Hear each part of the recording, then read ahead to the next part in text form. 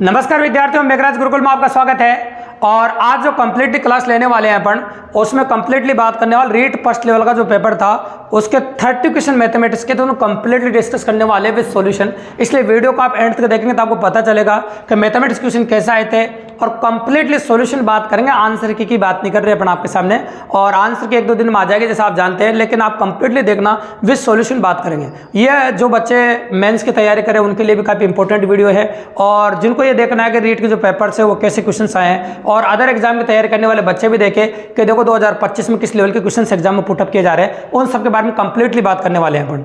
तो पहला question screen पर जो दिख रहा है, देखो टॉपिक समेत बात करेंगे अपन। तो पहला क्वेश्चन जो है, जो फ्रैक्शन टॉपिक से है, भिन्न से है, इंग्लिश और हिंदी दोनों में क्वेश्चन दिख रहा है, आपको नोटिस कर सकते हैं।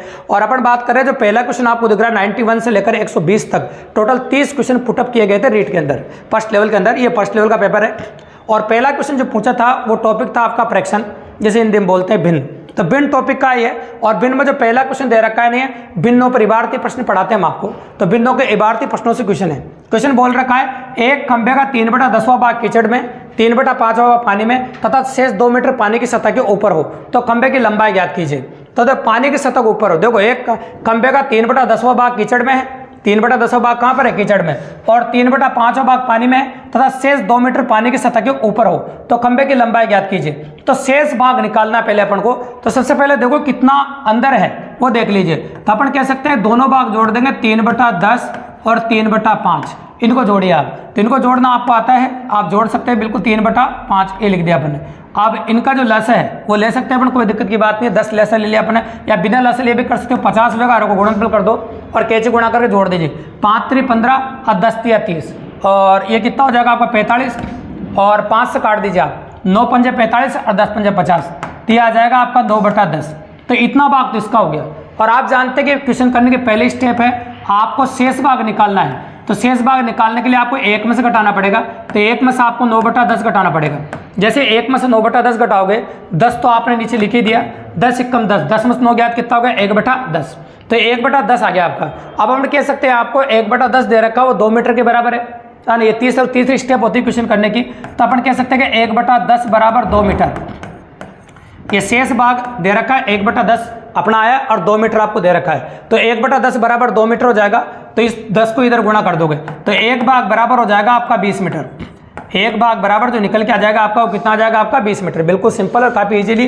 तो ये जो पहला क्वेश्चन आपको दिया गया था, देखो आपके ABCD कोई सी भी सीरीज हो सकती है एग्जाम के अंदर, ये क्वेश्चन ऊपर नीचे हो सकता है, उसकी कोई टेंशन की बात नहीं है। जहाँ भी ये क्वेश्चन आपको दे रखा है उस क्वेश्चन का answer option number D 20 metre आप लगा सकते हैं। तो इसका जो आंसर था एग्जाम के अंदर, जो आंसर क्या आएगा उसमें वो आएगा। देखो गणित के जो क्वेश्चन होते हैं फैक्ट होते हैं, तो जो आपने आंसर लगाया अगर गलत भी लगाया तो आपको वास्तव में ही गलत है, फिर ये बात याद रखेगा। क्योंकि गणित में ऐसा नहीं कि भाई आंसर बोर्ड की जो आंसर की आएगी उसमें कोई अलग सा आंसर छप जाएगा, ऐसा कुछ भी नहीं है। फैक्ट ऑफ रीजन आंसर होते हैं, तो फिक्स आएगा, तो इससे भी आप मिलाएंगे तो 100% पॉसिबल कर सकते हैं। तो आपका जो आंसर होगा इसका 20 मीटर होगा, ऑप्शन नंबर डी बिल्कुल सी और काफ़ी इजीली।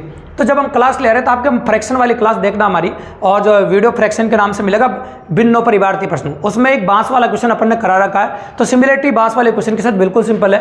तो अगर ओल्ड वीडियोज हमारे देख के जाते हैं आप तो 100% अप्रोच कर पाते। देखो तो ये क्वेश्चन नंबर 91 हो गया आपका, और 91 को नोटिस कीजिए। देखो साथ के साथ या तो स्क्रीनशॉट ले सकते हैं आप, या फिर वीडियो को पॉज करके देख सकते हैं आप, और ऑफलाइन पढ़ रहे हो बच्चे भी साथ के साथ लिख सकते हैं अपनी नोटबुक में। तो देखो, या फिर बाद में आप रोक के देख सकते हैं। तो ये क्वेश्चन नंबर 91 था आपका। अब आगे देखिए 92 क्या कह रहा है वो देखो।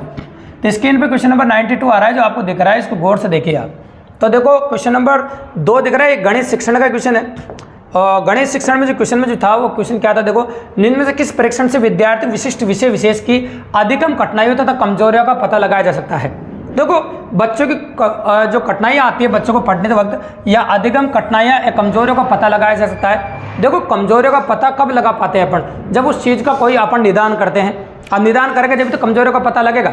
जैसे मान लो कोई बच्चा कमजोर है, तो कमजोर है तो उसके बारे में रिसर्च करेंगे, रिसर्च करने के बाद उसका निदान करने की कोशिश करेंगे, और ना तो उन समझो को निदानात्मक परीक्षण किया जाता है। कौन सा परीक्षण किया जाता है? निदानात्मक परीक्षण अगर आप करते हो तो उस बच्चे की परेशानियों को पता लगा सकते हैं आप। तो ये था आपका क्वेश्चन नंबर 92। अब आ जाता है हम क्वेश्चन नंबर 93 पे। जो क्वेश्चन नंबर 93 था आपका, इस साधारण ब्याज से पूछा गया क्वेश्चन था भी। ये जो पुटअप क्वेश्चन था ये साधारण ब्याज से था, और साधारण ब्याज बहुत अच्छा टॉपिक है, और क्वेश्चन काफ़ी इजी पूछा था साधारण ब्याज से। क्वेश्चन क्या लैंग्वेज देखो, 10% वार्षिक साधारण ब्याज की दर से कोई धन कितने वर्षों में 3 गुना हो जाएगा। कोई धन कितने वर्षों में 3 गुना हो जाएगा, ऐसे बोला आपके सामने। तो कोई धन बोला है तो कोई धन को आप P मान सकते हैं, और समय पूछे आपसे कितने वर्षों में, मतलब समय पूछा है कितने वर्षों में 3 गुना हो जाएगा, कितने वर्षों में कितना हो जाएगा, 3 गुना हो जाएगा आपके सामने। बिल्कुल सिंपल सी बात है। तो 3 गुना की अगर हम बात करें आपके सामने, 3 गुना हो जाएगा, कितने वर्षों में 3 गुना हो जाएगा, मतलब 3P हो जाएगा, है ना। 3 गुना मतलब 3P हो जाएगा।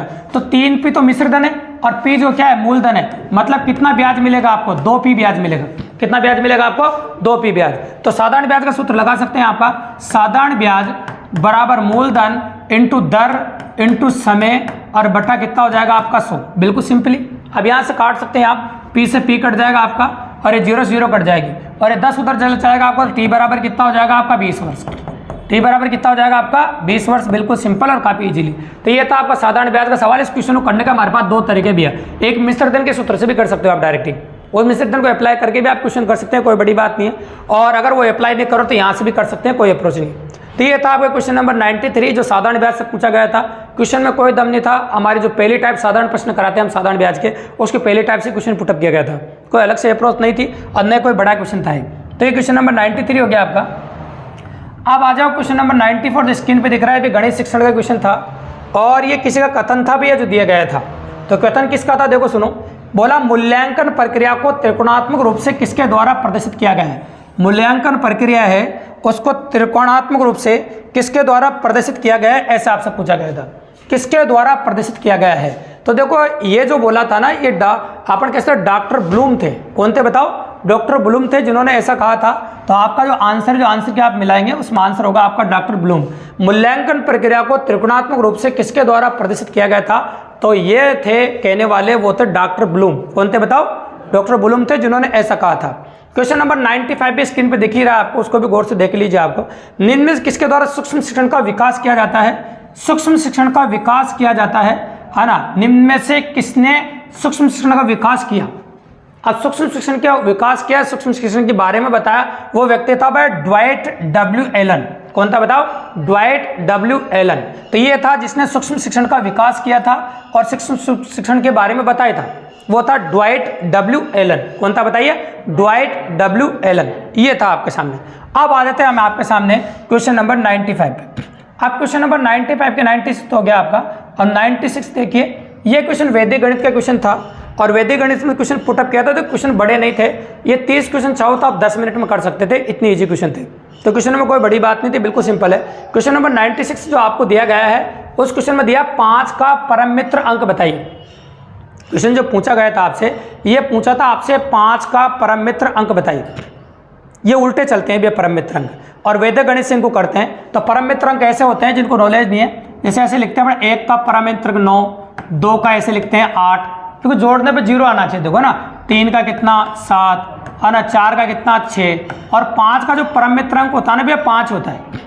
5 का जो परम मित्र अंक होता है वो क्या होता है बताओ, 5 होता है।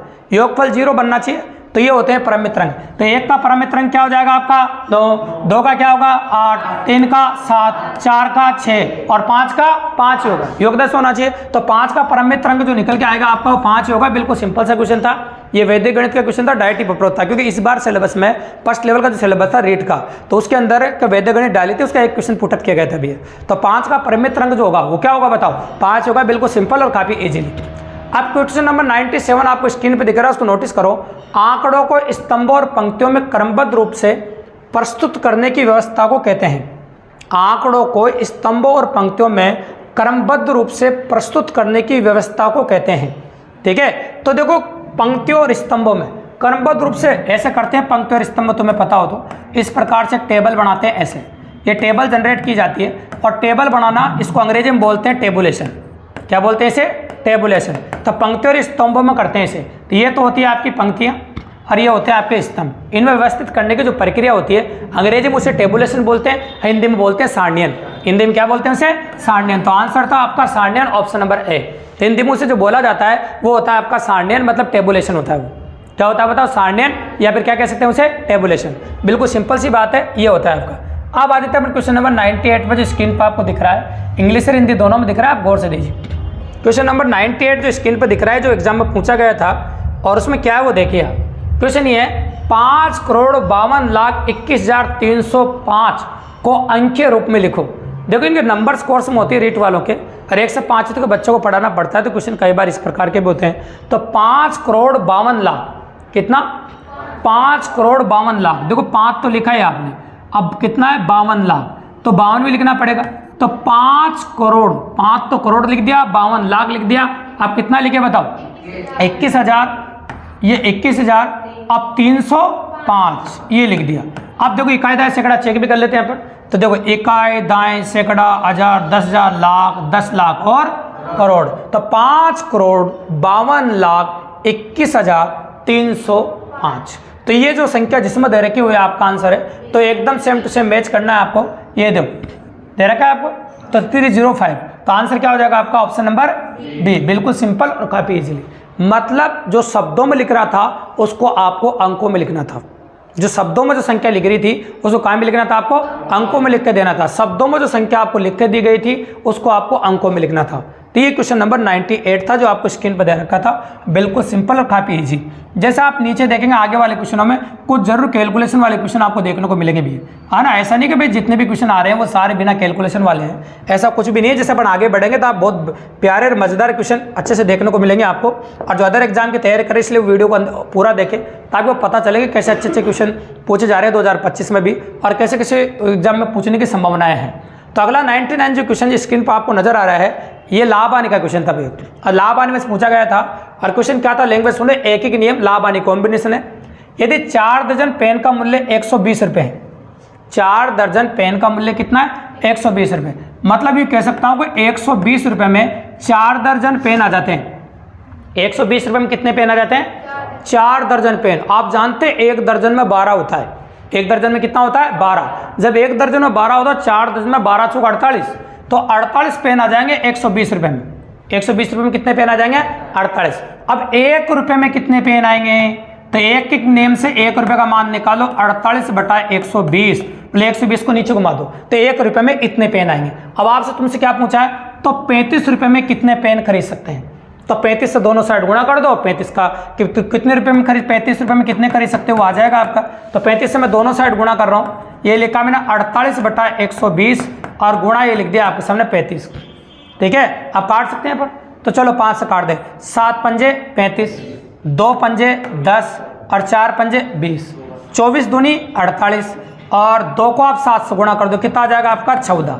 कितना आ जाएगा बताओ, 14। तो बताओ 35 रुपये में कितने पेन खरीद सकते हो आप, बिल्कुल। तो 35 रुपये में आप 14 पेन खरीद सकते हैं, बिल्कुल सिंपल और काफ़ी इजीली। तो क्वेश्चन में कोई दम नहीं था, जब भी कभी इस प्रकार का प्रश्न एक एक नियम कॉम्बिनेशन था, बिकॉज एक एक नियम तो एक का मान निकालो, तो एक का मान निकालने के बाद 35 रुपये में कितने पेन खरीदे जा सकते हैं वो अपना क्लियरली निकल के आ गया, देखो, और अपन ने आसानी से निकाल दिया। तो ये क्वेश्चन जो पूछा गया था लाभ हानि कॉम्बिनेशन था और एक एक नियम साथ में था, देखो, तो दोनों की पॉसिबिलिटी थी, क्वेश्चन में कोई बड़ी बात नहीं थी, इजी क्वेश्चन पुटअप किया गया था। ठीक है, अब आ जाते हैं हम क्वेश्चन नंबर 100 पे, जो स्क्रीन पर आपको दिख रहा है इसको नोटिस करो। हिंदी और इंग्लिश दोनों में दे रखा है, दोनों में देख सकते हैं आप, आराम से देखिए। क्वेश्चन कोई बड़ी बात नहीं, क्वेश्चन में क्या बोला था, दिए गए चित्र में कोण एओडी का मान ज्ञात कीजिए। तो कोण एओडी का मान आपसे पूछा गया था, और कोण एओडी दिख रहा है आपको, कोण एओडी देखो तो 5x से कोण एओडी, मतलब 5x का मान ज्ञात करना है आपको। किसका मान ज्ञात करना है आपको, 5x का मान ज्ञात करना है। और हमेशा सिखाते हैं आपको ज्योमेट्री, चाहे किसी भी एग्जाम की आप तैयारी कर रहे हो, हमेशा हम सिखाते हैं कि एक ही रेखा पर एक ही ओर बनने वाले कोणों का योग 180 डिग्री होता है। ये ज्योमेट्री का क्वेश्चन है, क्लियर कहते हैं जो बच्चे हमसे पढ़ते हैं कि एक ही रेखा पर एक ही ओर बनने वाले कोणों का योग 180 डिग्री होता है। तो इन तीनों कोणों को जोड़ के 180 के बराबर करना है आपको। तो चलो तीनों कोणों को जोड़ देता हूं मैं। तो मेरे पास है 5x plus 3x minus 2 plus x plus 2, और इन सबको जोड़ के हम 180 के बराबर कर सकते हैं। तो 5x और 3x कितना हो गया आपका 8x, 8x कितना होगा 9x, प्लस 2 और माइनस 2 तो कट ही जाएगा, इनका तो कोई रोल ही नहीं है, और बराबर हो जाएगा 180। 9 से काटो, 9 दूनी 18, मतलब 20 डिग्री, मतलब x की जो वैल्यू आ गई वो 20 आ गया। लेकिन मुझे x का मान नहीं चाहिए, मुझे 5x का मान चाहिए। तो देखो x का मान इसमें रख दो, है ना, इसका मान 20 रख दीजिए इसमें, तो ये कितना आ जाएगा बताओ 100 डिग्री। तो आपका आंसर जो निकल के आ गया वो आ गया 100 डिग्री। आपका जो आंसर क्लियरली निकल के आया है और इजीली जो आंसर अपन ने किया वो हो गया आपका 100 डिग्री, मतलब 100 डिग्री हो गया। कितना डिग्री हो गया बताओ, 100 डिग्री, बिल्कुल सिंपल और काफ़ी इजीली। तो ये था आपका क्वेश्चन नंबर 100, जो अपन ने काफ़ी आसानी से और काफ़ी इजीली कर दिया दोस्तों।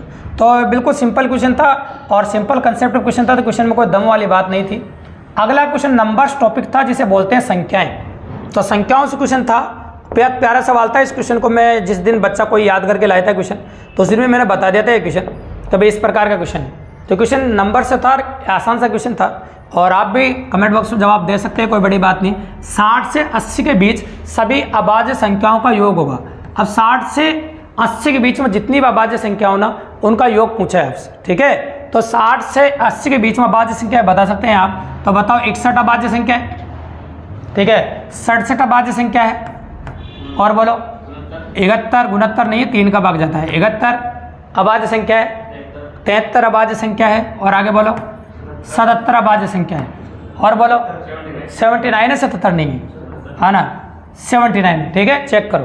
तो 79 अभाज्य संख्या है, 77 में तो भाग जा रहा है, 11 7 77 होता है ना, तो 79 में नहीं जा रहा है। तो अब इन 5 के अलावा कोई अभाज्य संख्या नहीं, ठीक है। तो 61 है, 67 है, 71 है, 73 है, और क्या है 79 है। अब आपसे बोला था कि 60 से 80 के बीच सभी अभाज्य संख्या को योग ज्ञात करना है, मतलब सबको जोड़ना था आपको। तो जोड़ना कोई बड़ी बात नहीं, 12 रहे कितना हो जाएगा 13 और 7 कितना होगा 20 रहे 21, हासिल कितना हो जाएगा 2, अब 2 हो जाएगा 7 21 23, और 23 और 6 कितना हो जाएगा आपका 29, और 29 और 6 कितना हो जाएगा 35, कितना हो जाएगा 35। तो आपका जो आंसर निकल के आया वो आ गया भाई 351, आंसर निकल गया कितना क्या बताओ 351, बिल्कुल सिंपल और काफ़ी इजीली, ठीक है। तो आपको क्वेश्चन तो बिल्कुल ईजी था, लेकिन आपको संख्याएं सोचनी पड़ती वहाँ पर कि 60 से 80 के मध्य कौन कौन सी अभाज्य संख्या आती है।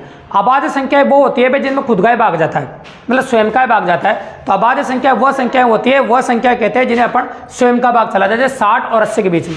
जैसे अपन को 61, 67, 71, 73 और 79, तो ये सब अभाज्य संख्या है, ठीक है। और इन सब का जोड़ पूछा था, मैंने बोला था 351 आंसर हो जाएगा। ये क्वेश्चन जो पूछा था नंबर्स तथा संख्याओं से, तो क्वेश्चन में कोई बड़ी बात नहीं थी, बिल्कुल सिंपल क्वेश्चन था और इजीली अपन ने अप्रोच कर दिया आपके सामने। अब आ जाओ क्वेश्चन नंबर 102 जो स्क्रीन पर दिख रहा है आपको, इसको गौर से देखो आप, ठीक है, बिल्कुल सिंपल सी बात है। इस क्वेश्चन को अच्छे से देखिए आप। यदि वर्ग की प्रत्येक भुजा 1/3 कम कर दी जाए तो क्षेत्रफल हो जाएगा। अब आप जानते हैं कि देखो वर्ग की जो भुजा होती है ना वो a होती है, और इसका जो क्षेत्रफल होता है ना वो a² होता है। सुनना गौर से, बहुत प्यारी बात बता रहा हूँ मैं आपको। अगर परिमाप में परिवर्तन होता ना तो परिमाप में परिवर्तन नहीं मानता मैं। अगर आप भुजा की बात करो तो भुजा ये होती है, क्षेत्रफल की बात करो तो क्षेत्रफल ये होता है, और परिमाप की बात करो तो परिमाप 4a होता है।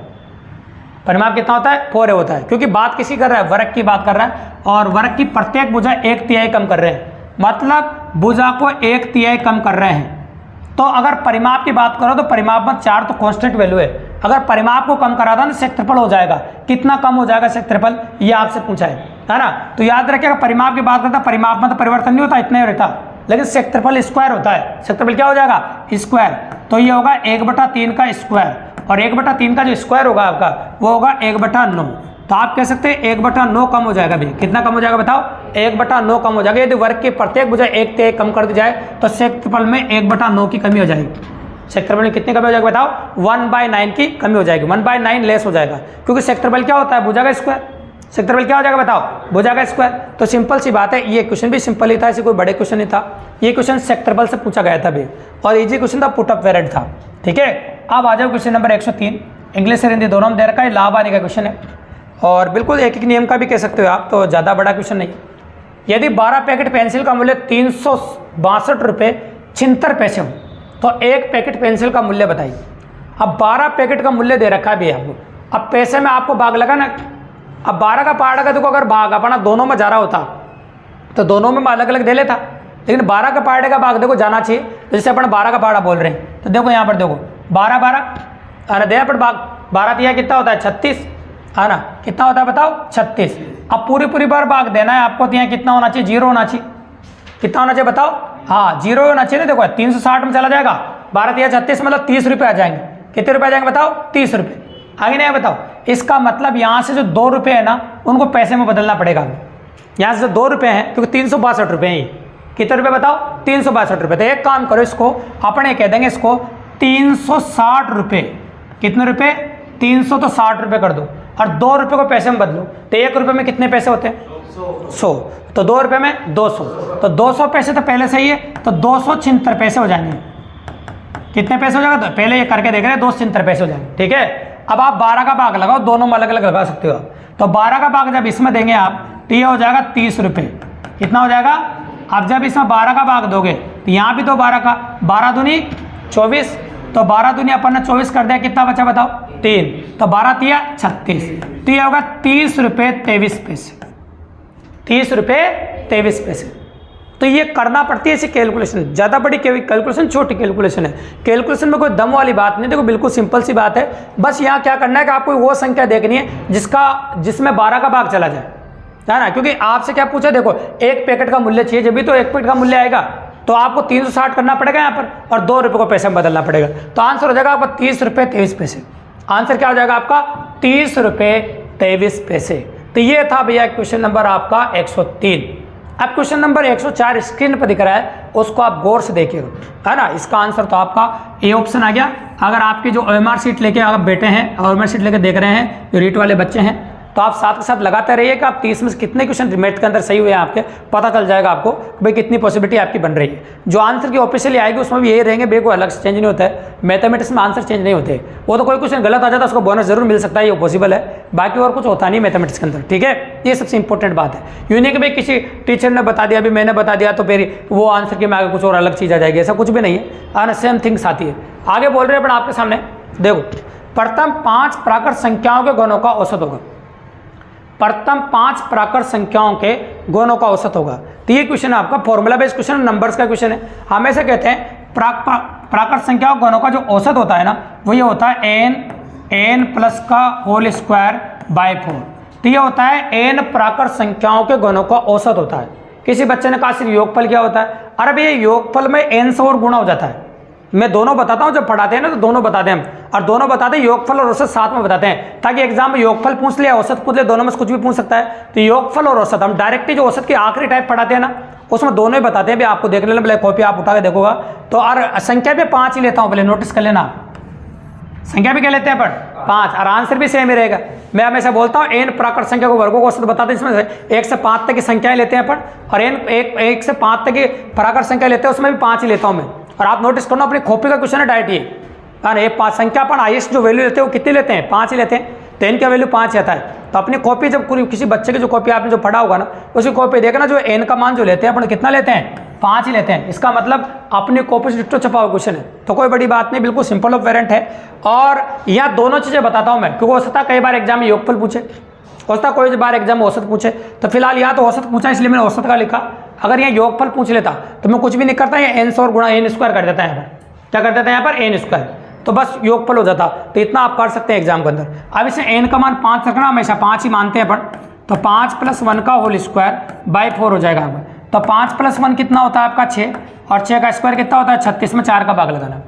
तो 4 से कितनी बार कट जाएगा आपका 9 बार, और 9 पंजे 45। ये आंसर अपने आता है जो क्लास में अपन करते हैं। तो आंसर होगा आपका 45, बिल्कुल सिंपल और काफ़ी इजीली। ये अपनी कॉपी का क्वेश्चन था भी, ठीक है, बिल्कुल सिंपल और डायरेक्ट आंसर पता था आज बच्चों को, और कर सकते हो, कोई बड़ी बात नहीं। ये हो गया वो क्वेश्चन नंबर 104, ठीक है। ये क्वेश्चन नंबर 104 था, ये नंबर से मतलब औसत से क्वेश्चन था, और अगर ये योग पूछता तो ये क्वेश्चन नंबर्स का हो जाता, और दोनों टॉपिक सिलेबस में थे, तो कैसे पुटअप किया जा सकता है। अब क्वेश्चन नंबर 105 जो स्क्रीन पर आपको दिख रहा है, इसको आप नोटिस कीजिए। दो बहुत प्यारा सवाल है, इंग्लिश और हिंदी दोनों में दिख रहा है। जो इंग्लिश मीडियम वाले इंग्लिश में देख लीजिए, जो हिंदी मीडियम वाले हिंदी में देख लीजिए, है ना, दोनों में स्क्रीन पे दिख रहा है। ये क्वेश्चन अगर हम बात करें तो लाभ आने का क्वेश्चन है ना। और ये क्वेश्चन जब आपने लिया था, और जब अपन ने बच्चा कोई क्वेश्चन याद करके आया था, तब एक वीडियो हमने पहले बनाया था, तो वहाँ भी लिया था ये क्वेश्चन अपन ने, ठीक है।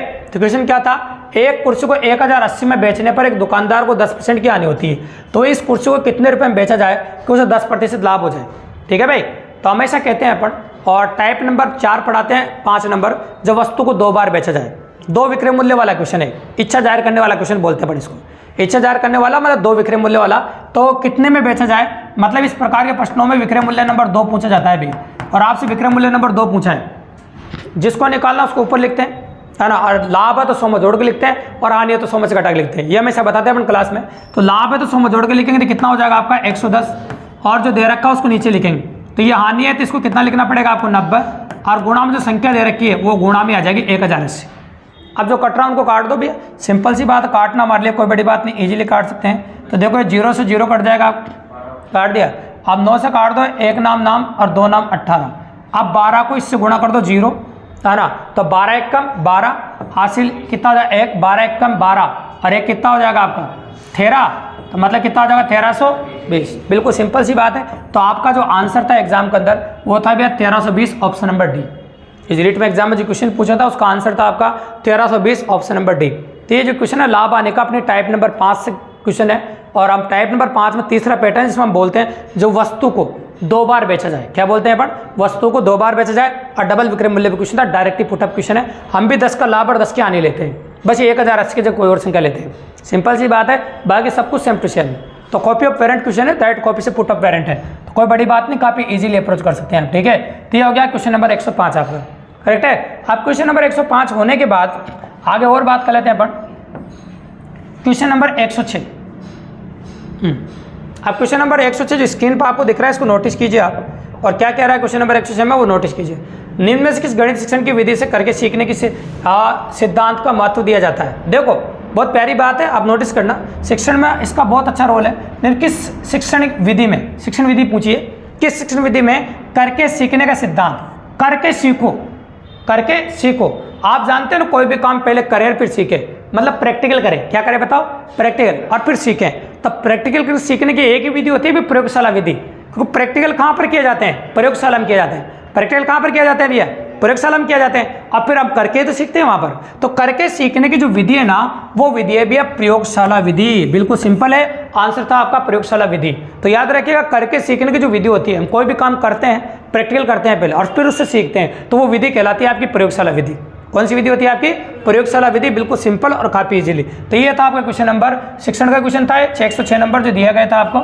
अब स्क्रीन पर जो क्वेश्चन आपको दिख रहा है ये भिन्न का क्वेश्चन है जो स्क्रीन पर दिख रहा है आपको, कह सकते हो साधारण भिन्न का क्वेश्चन है, और क्वेश्चन दिया गया था आपको, हाँ, तो इसका मान द वैल्यू ऑफ, इसका मान पूछा था, इनको जोड़ना था आपको, क्या करना था, इनको दो। अब इनको जोड़ने के तरीके हैं, देखो अपने पास 2 तरीके हैं, या तो आप इनको 2 जोड़ दो, क्या जोड़ दो, 2 जोड़ सकते हो, है ना, 2 वो पहले वाले जोड़ दो और 2 बाद वाले जोड़ दो, है ना, ऐसा हो सकता है। और किसी ने कहा सबका लसा एक साथ ले लो, तो सबका लसा लेकर एक साथ भी कर सकते हो आप, है ना, जैसे आपको जितनी परेशानी नहीं होना उतना काम आप कर दीजिए, वो ज़्यादा बेटर रहेगा मेरे हिसाब से।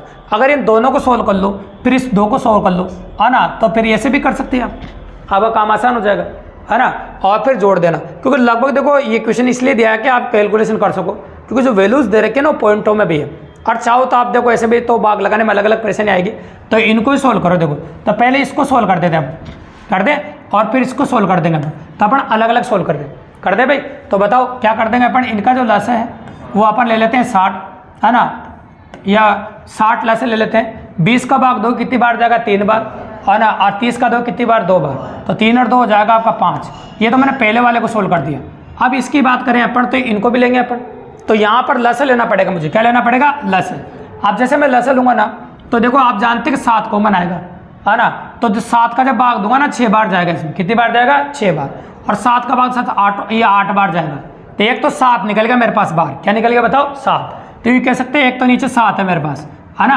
अब और किसका भाग दोगे, 2 का दे लो, है ना, तो 2 का भाग दो कितनी बार जाएगा, 3 बार, अरे कितनी बार जाएगा, 4 बार, तो एक ये 2 निकल गया आपका यहाँ पर। अब देखो लसा ले रहे हैं अपन, तो कुछ कॉमन आना नहीं है, तो 12 ही लेना पड़ेगा आपको, क्या लेना पड़ेगा बताओ, 12, तो चलो 12 ही ले लो, तो ये गुणा अपन ने 12 ले दिया, ठीक है। तो ये इस प्रकार से कर सकते हैं आप, जल्दी करना हो तो, क्योंकि लसा अलग से लेना थोड़ी दिक्कत की बात हो सकती है, ठीक है, क्योंकि संख्या थोड़ी अच्छी दी है कैलकुलेशन के हिसाब से। अब आप 42 का भाग दोगे तो देखो यहाँ पर संख्या ले सकते हैं जो बच जाए आपकी। देखो 42 क्या होता है आपका, इस 7, हाँ 7 दूनी 14, और 14 तो यह 42 होता है, तो यहाँ 4 बच जाएगा, कितना बच जाएगा, 4 बच जाएगा, तो यहाँ 4 ले लिया अपन ने। और 56 का दोगे आप तो देखो यहाँ पर ले सकते हैं अपन कोई भी संख्या 8, और 8 7 तो 56 होता है, तो यहाँ से 8 लेना पड़ेगा आपको, तो यहाँ 3 बच जाएगा, कितना बच जाएगा, 3, तो ये लिख दिया अपन ने 3, ठीक है। अब अपन काट सकते हैं जितने भी कट रहे हैं, तो देखो उधर काट लेते हैं संख्या अपन, बिल्कुल सिंपल है, ये देखो, तो यहाँ काटे 5 से कितनी बार, 12 बार, है ना, और यहाँ भी काट दो संख्याएं, क्योंकि 7 हो जाएगा भैया, कितना हो जाएगा, 7, और 7 7 से कट जाएगा। अब आगे देखिए आप, ये हो जाएगा आपका 1/12, और ये हो जाएगा आपका 1/24, ठीक है। अब ये कैलकुलेट कर सकते हैं अपन, बिल्कुल सिंपल है। तो फिर इसका लसा आप 24 ले सकते हैं, तो मैंने लसा 24 ले लिया। अब 12 का भाग दो 2 बार जाएगा, 24 की जगह 1 बार जाएगा, तो ये हो जाएगा आपका 3/24, और 3/24 का मतलब क्या होता है जानते हैं आप, 3 से कटेगा 8 बार, तो 1/8 होता है। अब 1 में जब भाग दोगे तो भागने जगह पॉइंट लगाओ, 10 होगा, 1 × 8, 2 × 16, और 8 × 5 = 40, तो आंसर होगा आपका 0.125। आंसर क्या हो जाएगा आपका 0.125, बिल्कुल सिंपल, काफी इजीली। तो ऐसे कर दिया अपन ने, इसलिए कैलकुलेशन आसान हो गई भैया। नहीं तो 42 से 56 का लसा लेना पड़ता आपको, है ना। और तीनों का लेते लसा तो और ज़्यादा परेशानी आ जाती है आपको, और तीनों का लस लेना और फिर भाग लगाना बहुत मुश्किल बात थी भी है, याद रखेगा। तो कैलकुलेशन देखो थोड़ी सी थी इस क्वेश्चन में, भले क्वेश्चन इजी दिख रहा है लेकिन थोड़ी सी कैलकुलेशन आपको करनी थी। और टाइम तो देखो रीट के एग्जाम में काफ़ी ज़्यादा होता है, 3 घंटे बहुत बड़े चैप्टर्स होती है, तो आराम से काफ़ी इजीली कर सकते थे आप। तो आंसर था 0.125, बिल्कुल सिंपली और काफ़ी इजीली अपन ने कर दिया। ये हो गया 107 नंबर क्वेश्चन आपका, ठीक है। तो बिल्कुल सिंपल बोला था और काफ़ी इजी था, साधारण बिन से क्वेश्चन पुटअप किया गया था। अब आगे जो क्वेश्चन दे रखा है आपको, इस क्वेश्चन को देखो, बहुत प्यारा सवाल है और अच्छा सवाल है, इसको गौर से देखो आप। ये क्वेश्चन जरूर अच्छा आया था और हमेशा कहते हैं अपन उसी कंसेप्ट का क्वेश्चन है। ये अपना सेक्ट्रिपल से क्वेश्चन था आयस से, और हमेशा अपन लिखवाते हैं आपको कि भैया परिमाप को हमेशा कहते हैं बच्चों से, और आपको पता भी होगा जो बच्चे मुझसे ऑफलाइन पढ़े कि परिमाप को शुरुआत जब करते हैं तभी बोल देते हैं कि परिमाप को रुपये पर मीटर से गुणा करते हैं रुपये आ जाते हैं भी। प्रैक्टिकली समझाते हैं अपन आपको, जो बच्चे मेरे से पढ़े हैं ना वो अच्छी तरह जानते हैं इस बात को। हम ये शुरू में लिखवा देते हैं जब ये चैप्टर आयत पढ़ाते हैं कि परिमाप को रुपये पर मीटर से गुणा कर दो तो रुपये आ जाते हैं, है ना। बाउंड्री को कितने रुपये में, प्रैक्टिकल एग्जाम्पल भी समझाते हैं कि भाई इतने का खेत है आपका 100 मीटर का, तो उसमें इतने रुपये पर मीटर की बाढ़ करोगे तो इतने रुपये का खर्च आएगा। तो वो प्रैक्टिकली क्वेश्चन है। देखो आयताकार प्लाट की लंबाई उसकी चौड़ाई से 10 मीटर अधिक है। आयताकार प्लाट की लंबाई उसकी चौड़ाई से कितनी अधिक है, 10 मीटर अधिक। तो चौड़ाई को आप x मान लो और लंबाई 10 मीटर अधिक है उससे। लंबाई कितनी है, 10 मीटर अधिक है। अपन जो क्वेश्चन कराते हैं उसमें 20 मीटर होता है बेटा, 20 मीटर अधिक है, ज़्यादा चेंजेस नहीं है। अपन बोलते हैं 20 मीटर अधिक है, इसने बोला 10 मीटर अधिक है ना। मैं परिवर्तन नहीं बता रहा हूँ कि हमारी कॉपी में कितना परिवर्तन हुआ है, और अगर कॉपी पढ़ के जाते 30 में 30 सही करते भी है, गलत होने के चांस है ही नहीं, है ना। यदि प्लाट के चारों ओर बाढ़ लगाने का खर्चा अपन बोलते हैं 26.50, अपन क्या बोलते हैं 26.50। देखना मेरी कॉपी पर किसी बच्चे ने देखी हो तो यहाँ पर ये 15.50 रुपये प्रति मीटर बोला ना इसने, अपन क्या बोलते हैं अपनी कॉपी में 26.50 रुपये। मैंने लिखा रखा आपको 26.50 रुपये, और यहाँ पर इसने 1550 बोला है काटने के हिसाब से संख्या को। मैं यहाँ बोलता हूँ 5300 रुपये। क्या बोलते हैं 5300, और कोई अंतर नहीं बेटा, सेम टू सेम। अब मैंने कहा था ना संख्या हल्की हल्की परिवर्तन होती है और ज़्यादा परिवर्तन नहीं होता। अब परिमाप को रुपये पर मीटर से गुणा कर देते हैं अपन, तो परिमाप क्या होगा आपका, देखो 2 इंटू लंबाई प्लस चौड़ाई, है ना। तो 2 इंटू लंबाई प्लस चौड़ाई, तो लंबाई कितनी है आपकी x प्लस 10 और चौड़ाई कितनी है आपकी x, ठीक है। और रुपये पर मीटर कितना आपका 15.50 और बराबर कितना बताओ 1550। इसने क्वेश्चन को आसान करने के लिए संख्या काटने के लिए डायरेक्ट संख्या दे दी। हम डबल संख्या देते उसने कॉमन संख्या दे दी, ठीक है। अब देखो तो आप काटने की जरूरत नहीं, आप डायरेक्ट लिखें, ये 2 लिखो, ये 2x प्लस 10 लिखो। अब ये पॉइंट हटा दो, आप क्या हटा दोगे पॉइंट, तो पॉइंट हटाओगे नीचे 100 का भाग लगा दीजिए आप। मैं पूरा कैलकुलेट कर रहा हूँ आपके लिए, और ये 1550 लिख दिया मैंने। अब ये संख्या कट रही है, अगर आप नोटिस करोगे तो कट रही है, देखो क्योंकि सेम संख्या दी है, पेपर वाला ने आपको काफी इजी काम कर दिया आपका। और 100 को इधर कैंची गुणा कर दो, आप कर देगा भाई 100 को इधर गुणा, तो अब क्या लिख दो बताओ मैं, 2x प्लस 10 बराबर हो गया 100। अब 2 से कट जाएगा भाई आपका 50 बार, और 10 इधर जाएगा माइनस का हो जाएगा, तो 2x बराबर हो जाएगा आपका 40 और x बराबर हो जाएगा आपका 20। मतलब x का मान 20 आ गया, प्लाट की लंबाई पूछिए आपसे, x का मान 20 आ गया, प्लाट की क्या पूछिए आपसे, लंबाई पूछिए। तो प्लाट की लंबाई कितनी मानी था आपको दिख रहा हो तो x प्लस 10, और अपना x का मान कितना है 20, तो 20 प्लस 10 तो बराबर कितनी आ गई 30 मीटर। तो प्लाट की लंबाई होगी 30 मीटर। हम भी लंबाई पूछते हैं, हमारा क्वेश्चन देखा होता आपने, हाँ हम भी क्या पूछते हैं लंबाई। तो आंसर हो गया आपका 30 मीटर। तो मैं ये भी बता रहा हूँ कि जो बच्चे हमसे पढ़े हैं उनको कितना बेनिफिट मिला है और कितनी पॉसिबल है कि चेंजेस किया हुए है ना। आना अलग बात होती है कि भाई पैटर्न पर चीज़ है, लेकिन हल्की हल्की संख्या परिवर्तन की वही चीज़ आ जाए तो बहुत मजा आ जाए बच्चों को। और वही देख रहे हो आप नोटिस, और मैं तो ये भी बता रहा हूँ कि मैंने संख्या क्या ली थी। मैंने कहा नहीं, या मैंने 20 मीटर लिया था, या मैंने 26.50 लिया था, या मैंने 5300 लिया था। क्वेश्चन सेम है, लंबाई पूछी थी। अगर हमारा पेपर हमारे जो हमसे पढ़ा हो जो बच्चे ने देखा होगा, चाहो तो पुराना, अगर मैं झूठ बोल रहा हूँ तो पुराना वीडियो उठा के देख लीजिएगा आप, या फिर ऑफलाइन पढ़े उन बच्चों को भी उठा के देख लीजिए। तो 100% पॉसिबल है। एक क्वेश्चन नंबर 108 हो गया आपका, और ऐसा क्वेश्चन रेट में पुटअप किया गया था बेबी, ठीक है। तो क्वेश्चन नंबर 8 था आपका आयत से ऊपर। अब आ जाओ आयत के बाद क्वेश्चन नंबर 9 जो स्क्रीन पर आपको दिख रहा है, ये भी बहुत प्यारा और मजेदार सवाल है जो स्क्रीन पर आपको दिख रहा है, इसको गौर से देखिए। तो क्वेश्चन क्या है देखो सुनो, 4 क्रमागत सम संख्याओं का औसत 23 है। 3 में सबसे बड़ी संख्या बतानी है आपको। 4 क्रमागत सम संख्याओं को औसत है। अब 4 क्रमागत सम संख्या को औसत, तो जब भी कभी हम औसत देते हैं तो सबसे पहले हम योगफल निकालते हैं भी। क्या निकालते हैं? योगफल। अगर मैं इसको 4 से गुणा कर दूं तो योगफल आ जाएगा। संख्या को औसत से गुणा करने पर योगफल आता है। संख्या को औसत से गुणा करने पे क्या आता है, योगफल। तो पहला काम हमारा योगफल निकालने का। तो फर्स्ट में मैं योगफल निकाल रहा हूँ, 4 3 12, 8 से लेकर 4 दूनी 8 रहे, कितना कर लूँ, तो ये हो जाएगा 92। तो योगफल निकाल दिया। तो 4 क्रमागत सम संख्याओं का देखो, और योगफल कितना आ गया 92। तो इनमें बड़ी संख्या आपको बतानी है। अगर आपसे बड़ी संख्या पूछी तो इसका मतलब ऑप्शन में क्या दे रखी है, बड़ी दे रखी है आपको। तो इस क्वेश्चन को करने के 2 तरीके भी है। पहला तरीका था आप बाई ऑप्शन कर दो, पहला तो क्या कर दो आप ऑप्शन से कर दो, क्योंकि सबसे बड़ी दे रखी है, उनका योग 92 में आ जाना चाहिए, है ना। और ऑप्शन से नहीं करो आप तो फिर आप डायरेक्ट एक्स मान के भी कर सकते हो। मैं दोनों मेथड बता देता हूँ आपको, टेंशन मत लीजिए। और पहला मैं एक्स मान के करते हैं। मान लीजिए एक्स मान लिया आपने पहली संख्या, तो दूसरी को एक्स प्लस 2 मानना पड़ेगा आपको। सब मान रहे तो सब मान रहे, 2 2 का जोड़ होता है। और तीसरी को एक्स प्लस 4 मानना पड़ेगा, पहले एक्स प्लस 6 मानना पड़ेगा। और इन सबका जोड़ 92 के बराबर करना। योगफल ही देखो बराबर होता है, औसत नहीं होता बराबर। तो कितना हो गया आपका 4x प्लस कितना 12 अब बराबर 92। अब 4x बराबर हो जाएगा ये 80 और x बराबर हो जाएगा आपका 20। अब x तो क्या भी है, सबसे छोटी संख्या है। x तो क्या है आपकी सबसे छोटी संख्या। मैंने सबसे बड़ी संख्या x प्लस 6 मानी थी। क्या मानी थी, x प्लस 6 और जोड़ दो, कितना आ जाएगा आपका 26। तो आपका आंसर जो निकल के आया 26। अब एक बार बताऊं, जिन बच्चों ने इस क्वेश्चन को ऑप्शन किया उनके लिए बहुत खुशी की बात बता रहा हूं मैं आपको। जी ये तो हो गया बिना ऑप्शन के, ऐसे मान के कर सकते हो। अब किसी ने कहा सर इस क्वेश्चन को ऑप्शन से कर सकते हैं, कि भैया बिल्कुल कर सकते थे आप पहले ऑप्शन से करना शुरू करते, क्योंकि सबसे बड़ी सम संख्या ऑप्शन में दे रखी थी। तो फिर उससे छोटे लेते आप, उससे छोटे 24 22 20। अब इन चारों को जोड़ के देख लेते आप, तो सबको जोड़ दो, 20 20 80 होता है 80 10 और 92 हो जाता। तो मतलब इससे 92 आता। तो बताओ क्वेश्चन क्या आगे सोल्व करते आप, नहीं करते। तो ऑप्शन से भी कम ही समय लगता अगर आप करते थे भैया। तो इस क्वेश्चन को ऑप्शन से भी कर सकते थे, पहला ऑप्शन आ जाता, या फिर ऐसे करते थे। तो मैंने दोनों तरीके बता दिए, जो आपको अच्छा लगे वो कर सकते हैं। तो आंसर होगा आपका 26। अगला क्वेश्चन मैं किसी को भी पढ़ाऊँ, ये क्वेश्चन हमेशा बोलता रहता हूँ मैं, मुझे बहुत पसंद है। मुझे ये समझोगा आपके भास्कराचार्य जी मुझे मेरे फेवरेट है ना। तो आपने सुना होगा, जो ऑफलाइन मेरे से पढ़े हैं, ऑनलाइन पढ़े, उनको पता होगा। इस क्वेश्चन को तो मैं बार बार रिपीट करता रहता हूँ, और मैं हमेशा बोलता हूँ कि भास्कराचार्य जी ने अपनी बेटे के नाम पे एक प्रमुख किताब लिखी थी, है ना। जब मैं और तो रीजनिंग वालों को जो गणित पढ़ाता हूँ तब भी बोलता हूँ तुम्हें, है ना। तो ये समझो अगर मैथ वालों को जब मैथ पढ़ाते तब तो बोलते हैं, और रीट वालों को तो बताते हैं, लेकिन मैं बिना रीट वालों को बताते रहता हूँ। तो लीलावती नामक पुस्तक के लेकर कौन थे, भास्कराचार्य जी देते थे भैया। कौन थे बताओ, भास्कर, इनका नाम भास्कराचार्य था, और इनको भास्कराचार्य देते नाम से भी जाना जाता था। ठीक है भाई। तो भास्कराचार्य जी के बेटे का नाम था लीलावती। ऐसा कहते हैं कि लीलावती खड़े खड़े पेड़ के पत्ते गिन लेती थी भैया। तो इन्होंने अपनी बेटी के नाम पे ही एक ग्रंथ लिखा था जिसका नाम था लीलावती। ठीक है, उसका नाम क्या था, लीलावती। उसकी बेटी, इनकी बेटी थी ना, इनके बेटी का नाम था लीलावती। भास्कराचार्य जी की जो बेटी थी उनका नाम क्या था, लीलावती। उसके नाम पे ग्रंथ लिखा था लीलावती। ठीक है भाई। हाँ, अब आ जाओ, हमारा क्वेश्चन नंबर 111 जो स्क्रीन पे दिख रहा है आपको, आप नोटिस भी कर रहे होंगे, देख लो इसको।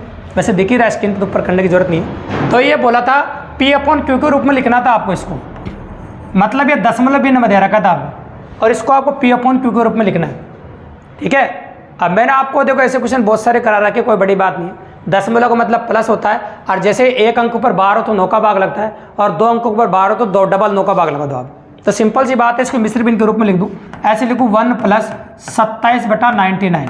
अब मुझे साधारण भिन्न में बदलना, बाद में बदल देंगे, पहले इसको काट देता हूं मैं। तो 9 के पहाड़ से कट रहा है भी है, तो 9 के पहाड़ से मैं काट सकता हूँ, बिल्कुल सिंपल, कोई जल्दबाजी नहीं, आराम से तसल्ली से देखो, क्योंकि आपके मेंस में भी काम आने वाला है। पार्टर से मतलब नहीं, अगर गलत भी हो गया हो ना एग्जाम में तो उसके टेंशन मतलब, है ना। आपको 90 हो रहा है तो बहुत अच्छी बात है। तो 9 × 27 और एक नाम एक नाम, ये हो जाएगा आपका, बिल्कुल सिंपल सी बात है। तो ये होगा आपका 3/11। तो ये होगा वापस 1 से 3/11, ऐसे लिखता हूँ, है ना। अब इसको मिश्र भिन्न को साधारण भिन्न में बदल दो। तो 11 × 11, 11 और 3 कितना होता है 14। तो ये हो जाएगा भैया 14/11। तो ये आ गया P/Q के रूप में। किसके रूप में आ गया, आपको P/Q के रूप में चाहिए था भैया। तो आंसर होगा 14/11, ऑप्शन नंबर सी, बिल्कुल सिंपल। तो इसमें क्वेश्चन में इससे भी अच्छे क्वेश्चन हमने क्लास में करा रखे हैं आपको, ये तो उनके सामने कुछ भी नहीं, बिल्कुल सिंपल और काफ़ी इजीली। तो ये हो गया आपके सामने क्वेश्चन नंबर 111, बिल्कुल सिंपली और काफ़ी इजीली। और आगे आते हैं और आगे देखेंगे अपन क्वेश्चन नंबर 112 जो स्क्रीन पे दिख रहा है आपको। ये गणित शिक्षण का क्वेश्चन अगर आप नोटिस करेंगे तो गौर से देखो आप। तो गणित शिक्षण के क्वेश्चन ने क्या बोला था, प्रत्यास्मरण तथा प्रत्याभिमान का विकास निम्न में से किस शिक्षण के उद्देश्य में किया जाता है। तो भैया ये क्लियर है, आपको ध्यान होगा, प्रत्यास्मरण तथा प्रत्याभिमान का विकास बोध करने के लिए किया जाता है। किसके लिए किया जाता है, हाँ, तो बोध के उद्देश्य से किया जाता है, मतलब बोध कराने के उद्देश्य से किया जाता है। आपको बोध हो उसके उद्देश्य से किया जाता है। ठीक है भाई। तो आंसर होगा आपका बोध। बिल्कुल सिंपल, ये गणित सेक्शन का क्वेश्चन था जिसका आंसर बोध है। अब आ जाओ आगे क्वेश्चन नंबर 113 जो स्क्रीन पर आपको दिख रहा है, इसको आप गौर से देखिए और अच्छे से देखिए, ठीक है। तो 16 और 36 के लघुत्तम समापवर्त्य और महत्तम समापवर्त्य का अनुपात ज्ञात कीजिए। तो बिल्कुल सिंपल सी बात है भैया, पहले तो आपको लसे निकालना है और फिर आपको म से निकालना है। तो पहले तो आपको एलसीएम निकालना है और फिर आपको एचसीएम निकालना है, ठीक है। दोनों निकालने हैं आपको, पहले तो लसे निकालना है फिर म से निकालना है। तो पहले तो देखो लसे निकालेंगे और फिर दोनों का एक म से निकालेंगे, ठीक है, और दोनों का अनुपात कर देंगे, ठीक है। अब आप जानते हैं वह छोटी से छोटी संख्या बताओ जिसमें दोनों का भाग चला जाए, है ना। वह देखो लस का मतलब तो वही होती है, तो वह छोटी छोटी संख्या बताओ जिसमें इन दोनों का भाग पूरी बार चला जाए। तो देखो चाहो तो अगर भाग लगाना भी नहीं आ रहा तो घबराने की जरूरत नहीं है, आप तो भाग लगा के देख लीजिए। 4 का भाग जा रहा है इसमें 4 बार और इसमें जा रहा है 9 बार, है ना। 4 का भाग इसमें 4 बार जा रहा है, इसमें कितने बार जा रहा है? 9 बार जा रहा है भैया। 4 का भाग जा रहा था, तब आप कह सकते हो कि देखो अब तो कुछ कॉमन आ नहीं रहा है तो सबको गुणा करना पड़ेगा। तो 9 चौक 36 और 36 चौक कितना होता है? 144, मतलब लस हो गया आपका 144। बिल्कुल सिंपल सी बात है। और म से तो कॉमन क्या आया था आपका? 4, तो कॉमन मान ही म से कहलाता है, तो 4 म से हो गया आपका। बिल्कुल सिंपल सी बात है। अब आप 4 से काट दीजिए इसको, तो 4 से कट जाएगा क्योंकि अनुपात पूछा है आपसे। तो 4 से काट दीजिए, कितनी बार कटेगा? तो 4 से 36 बार कटेगा। अरे कितनी बार कटेगा? 1 बार, ठीक है। तो आंसर आएगा आपका 36:1, बिल्कुल सिंपली और काफी इजीली। लस ऐसे निकालो भैया, ऐसे लिख के मत निकालो, तो आपको कॉमन का वही पता चल जाएगा, वहीं बात से निकल के आ जाएगा और वही लस से निकल के आ जाएगा। तो बिल्कुल सिंपल और काफी इजीली। तो एग्जाम में कैसे क्वेश्चन करते हैं उसी पैटर्न से आपको बताया जा रहा है और उसी पैटर्न से अपन कर रहे हैं आपके सामने। तो आंसर हो जाएगा आपका 36:1, बिल्कुल सिंपल और काफी इजीली। तो ये हो गया क्वेश्चन नंबर आपका जो स्क्रीन पर दिख रहा है 113। अब आ जाता है 114 पे। 114 नंबर क्वेश्चन था, कॉमन सेंस का क्वेश्चन भी कह सकते हो आप। इस क्वेश्चन में ऐसी बड़ी बात तो है नहीं और इजी क्वेश्चन है, आप आसानी से कर सकते हैं। मध्याह्न भोजन में प्रतिदिन प्रति बालक 150 ग्राम गेहूं, है ना। देखो कितना गेहूं तो 150 ग्राम है और 100 ग्राम चावल के हिसाब से 60 बच्चों के लिए 30 दिन के लिए है। 60 बच्चों के लिए कितने दिन का है? 30 दिन का है भैया। तो देखो 60 बच्चे 30 दिन तक खा सकते हैं। तो गेहूं और चावल की कुल मात्रा है, तो गेहूं और चावल की कुल मात्रा पूछिए आपसे। क्या तो ये तो सिंपल कैलकुलेशन करवाए थे, जैसे गाँव वाले करवाते हैं ना। गांव में किसी की दुकान पे बैठ जाते हो आप, जैसे आप किसी दुकान बैठे तो गांव वाला ऐसा कोई हिसाब जुड़ाओ पे, तो वैसा ही क्वेश्चन है, कोई बड़ी बात नहीं है। तो देखो कितना खा रहा है, अनाज पूरा टोटल पूछा है तो अपन को गेहूं और चावल से मतलब तो है नहीं। तो एक बच्चा कितना खा रहा है? 250 ग्राम खा रहा है। एक बच्चा कितना खा रहा है? क्योंकि 150 ग्राम तो गेहूँ खा रहा है और 100 ग्राम चावल खा रहा है, तो पूरा मिलाकर कितना खा रहा है? 250 ग्राम अनाज खा रहा है एक बच्चा। और 60 बच्चों के लिए 30 दिन के लिए है। 60 बच्चों के लिए कितने दिन के लिए? 30 दिन के लिए, ठीक है। अब देखो यूं बताओ कि एक बच्चा अगर 250 ग्राम खाता है तो 60 बच्चे कितने खा जाएंगे? अरे 15 किलो खा जाएंगे। एक बच्चा 250 ग्राम, चलो मैं कह देता हूं, ऐसे लिख देता हूं। एक बच्चा खाता है 250 ग्राम, तो 4 बच्चे कितना खाएंगे? 1 किलो। 4 बच्चे कितना खाएंगे? अब 15 से दोनों साइड गुणा कर दो, तो 60 बच्चे कितना खाएंगे? एक एक नियम का क्वेश्चन है ना। 60 बच्चे कितना खाएंगे? 15 किलो। 15 से गुणा कर दिया ना, तो 60 बच्चे 15 किलो अनाज खा जाएंगे, है ना। अभी तो एक दिन में खाएंगे। कितने दिन में खाएंगे? एक दिन में। मैंने कितने दिन का पूछा? 30 दिन का भोजन है। कितने दिन का भोजन है? 30 दिन का। तो क्या करना पड़ेगा? 30 से गुणा करना पड़ेगा। क्वेश्चन मैंने वहाँ भी बताया था, इससे पहले जो वीडियो लिया था, है ना, जो बच्चे को याद करके आया था क्वेश्चन। तो भैया हो जाएगा आपको 15 45, मतलब 450 किलो। कितना बताओ? तो 450 किलो अनाज होगा टोटल। गेहूँ और चावल दोनों ही पूछे भी हैं, गेहूं और चावल दोनों। तो 450 किलो अनाज होगा टोटल उसके पास। कितना अनाज होगा? 450 किलो। बिल्कुल सिंपल। क्वेश्चन नंबर 115 भी स्क्रीन पे दिख रहा है, इसको भी देख लीजिए आप। यदि भी गणित तर्क एक शाखा नहीं है, फिर भी ये तर्कपूर्ण भाषा है। ये कथन किसने दिया था? तो भाई ये कथन देने वाला जो व्यक्ति था ना आपके सामने, तो दे रखा है, देखो इसमें बर्टलेट रसेल दे रखा है, गोस दे रखा है, लोग दे रखा है और ओगवेन दे रखा है। तो इसको कथन को देने वाला जो व्यक्ति था ना, वो था बर्टलेट रसेल। कौन था बताओ? Bartlett Russell. ये याद रखिएगा, बिल्कुल सिंपल क्वेश्चन था, ये तो डायरेक्ट याद रखने वाली बात थी कि कथन किसने दिया था, इसलिए कोई बड़ी बात थी नहीं क्वेश्चन। अब आ जाओ क्वेश्चन नंबर 116 जो आपको दे रखा है, गौर से देखो। तो क्वेश्चन नंबर 116 जो स्क्रीन पर आपको दिख रहा है, इसको नोटिस कीजिए आप, बहुत प्यारा सवाल है।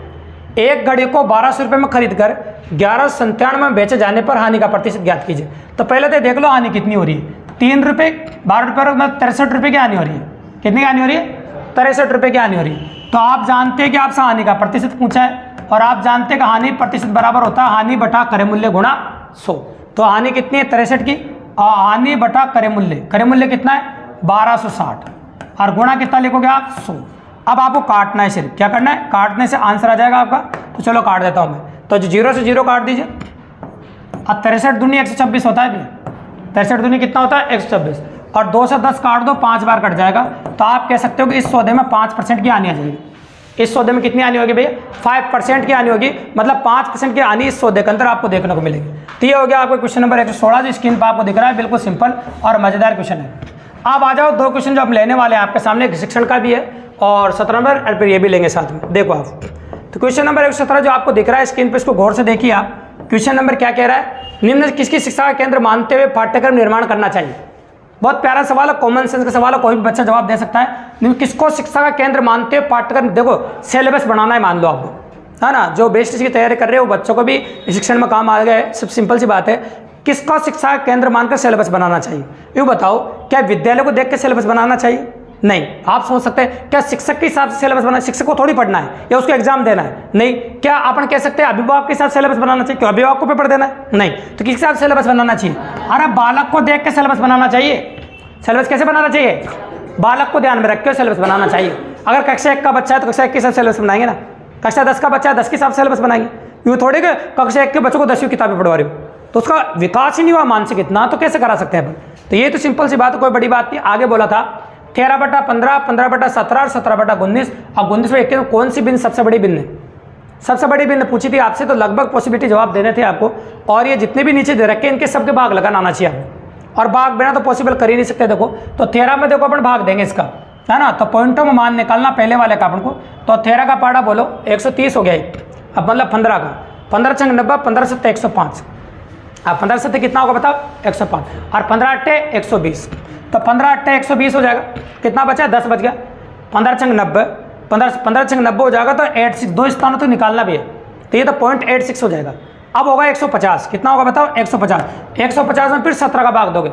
मैं कह रहा हूँ ना संख्या क्लोज लिए भी है, तो जल्दबाजी में से गलती मत करना आप, बिल्कुल सिंपल सी बात है। तो संख्या क्लोज लिए 17 का पाड़ा बोलो, 17 × 5 = 85, 17 × 7 = 119, और 17 × 8 कितना हो जाएगा 119, और 17 × 8 कितना हो जाएगा आपका 136। 17 × 8 कितना हो जाएगा 136, तो 17 × 8 136 ले 14 आ जाएगा, है ना। तो फिर 8 बार चला जाएगा, लगभग ऐसा हो जाएगा आपका। और फिर आप देंगे इसमें 170 हो गया, 19 का पाड़ा आना चाहिए आपको। तो चलो 19 का पाड़ा बोलिए आप, 4 × 76, 5 × 95, 6 × 114, तो बोलिए फटाफट कितना हो जाएगा, है ना। कितनी बार चला जाएगा 170 होगा, ये कितना हो जाएगा 170। तो 19 का पाड़ा बोलो 9 बार चला जाएगा, लगभग 171 ज़्यादा हो जाएगा, तो ये भी 8 बार ही आएगा, लेकिन इसकी संख्या 171 होगी। और कम वाली देखो 19 से कितनी होगी, 19 कम करो 171 में से 152, तो 152 8 बार जा रहा है, कितना बच रहा है 18। अब देखो ये होगा, अब वापस कितनी बार जाएगा 9 बार जाएगा, कितनी बार जाएगा 9 बार। अब इसमें देखो 100 एक और चेक करना है बस 190। अब 190 में किसका भाग देना आपको, 21 का भाग देना है, बोले 21 का पाड़ा 9 × 1 = 189, तो 9 × 1 = 189 मतलब ये तो जा रहा है 0.9 बार, मतलब सबसे बड़ा मान कौन सा हो गया, बाद वाला हो रहा है। देखो मतलब 19/21, क्योंकि सबसे ज़्यादा बार जा रहा है, तो पॉसिबल आप कह सकते हो 19/21 आपका आंसर होगा। ये जरूर थोड़ा कैलकुलेशन वाला क्वेश्चन था, क्वेश्चन कैलकुलेशन तो करनी थी आपको, तो काफ़ी इजीली हो जाएगा 118 नंबर। तो ये क्वेश्चन था कैलकुलेशन के हिसाब से। 2 क्वेश्चन और बचे, उनके बारे में बात कर ले ताकि पेपर पूरा कंप्लीट हो जाए आपका। देखो आप देखिए, तो क्या दे रखा है, ये दोनों ही सिंपल क्वेश्चन है, ज़्यादा टाइम नहीं लगने वाला, बिल्कुल सिंपल है। देखिए क्वेश्चन वो तो बिल्कुल शिक्षण का क्वेश्चन है, तो ईजी दे रखा है। देखो, एक परीक्षण का वह गुण जिसके द्वारा मेधावी, कमजोर तथा पिछड़े हुए विद्यार्थियों के बीच काफी सीमा तक भेद किया जा सकता है। देखो क्वेश्चन के अंदर ही दे रखा, काफी सीमा तक भेद किया जा सकता है, तो कमजोर पिछड़े बच्चों में भेद करने की प्रक्रिया को विभेदीकारिता कहते हैं। क्या कहते हैं, विभेदीकारिता कहते हैं, मतलब भेदित करना है। तो उसने तो इंट तो पहले दे रखा था भेद, विभेदीकारिता, तो ये मिलाओ भेद और ये भेद, तो विभेदीकारिता पहले से दे रखा था। बिल्कुल सिंपल सी बात है, थोड़ा सा दिमाग लगाते तो क्वेश्चन में कोई बड़ी बात थी नहीं, अगर हल्का सा दिमाग भी लगा लेते आप। अब जो क्वेश्चन था आपको दे रखा है, इसको देखो 120 नंबर, बहुत प्यारा सवाल है और काफी अच्छा सवाल है। यदि एक कोण अपने पूरक कोण का दुगना हो तो उस कोण का मान ज्ञात कीजिए। एक कोण अपने पूरक कोण का दुगना है, अपने पूरक कोण का, माना हुआ कोण x है, माना हुआ कोण क्या है x है, और अपने पूरक कोण का दुगना है, तो x का जो पूरक कोण होगा ना भैया वो 90 - x होता है।